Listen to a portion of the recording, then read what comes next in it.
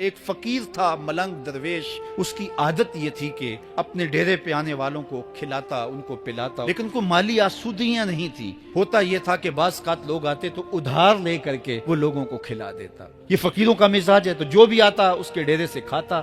وقت آخر آ گیا، جن لوگوں نے ادھار دیا تھا وہ سارے تقاضا کرنے آ گئے۔ اب بابا جی کو کیا فکر لاحق ہے کہ یہ میرے مہمان اور میں ان کو کچھ پیش کرنے کی صلاحیت نہیں رکھتا۔ ایک بچہ تھا، وہ کچھ سامان بیچ رہا تھا، پتیسا بیچ رہا تھا یا کوئی اور چیز بیچ رہا تھا۔ کہا تم بیچ رہے ہو تو میرے مہمانوں کو کھلا دو۔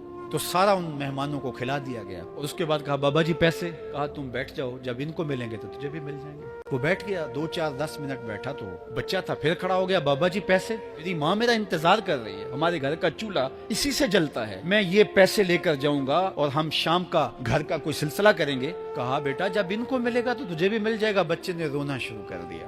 یتیم بچہ تھا، اس کا سارا آسرا یہی تھا۔ جب بچہ رویا اللہ کی رحمت کو جوش آیا۔ کوئی مرید نذرانہ لے کے ان بزرگوں کے پاس آ گیا، وہ اتنے پیسے تھے کہ اس بچے کو بھی دیے، جتنے لوگ آئے تھے سب کا قرض چکایا۔ کہا جاؤ گھروں کو۔